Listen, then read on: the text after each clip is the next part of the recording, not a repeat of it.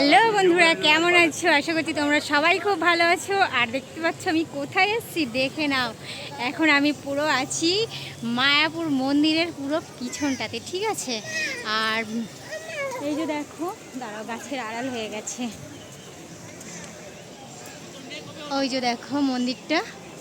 এইদিকে আমরা কালকে এসছি, কিন্তু আমরা রুম পাইনি, জানো তো। এরকম মাঠেতে নেই, থেকেছি।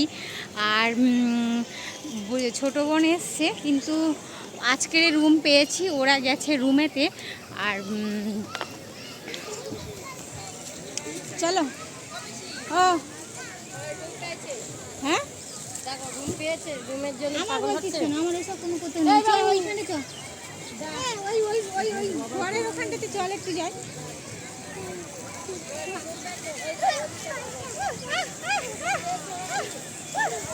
কি ভাল লাগছে, ভাল লাগছে তোর? তো ভাল লাগছে।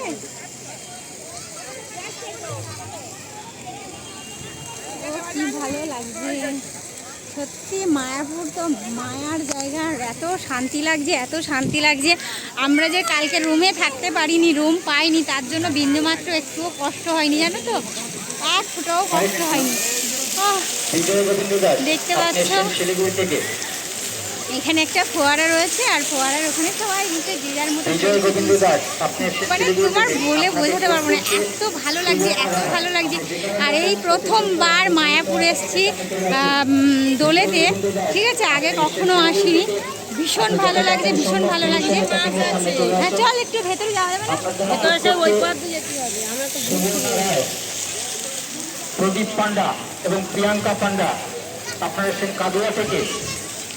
আপনাদের করতে প্রচুর মানুষ এখানটাতে আছে, যারা তো রুম পায়নি, জানো তো। তারা এই দেখো মাটিতে তারা থেকে গেছে।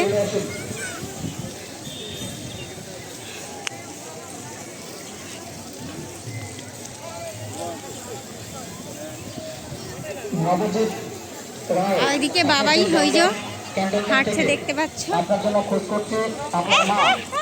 আমাদের সম্ভব বেশি যোগাযোগ করুন।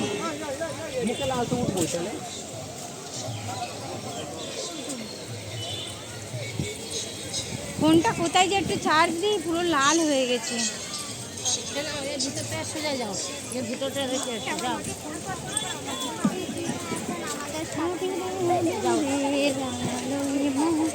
বলো না আনন্দ মন্ডলের নারীশা কর্মকার আপনারা এসেছেন সাগরদিঘি থেকে। যারা তাদের সামনে আমাদের পুলিশ সহায়তা কেন্দ্রের সামনে এসে পড়ুন।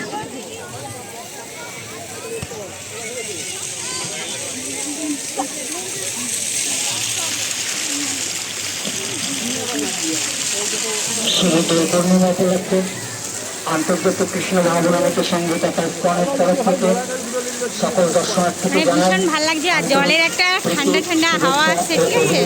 খুব ভালো লাগছে। তো চলো, তোমাদের সাথে আবার পরে কথা বলবো।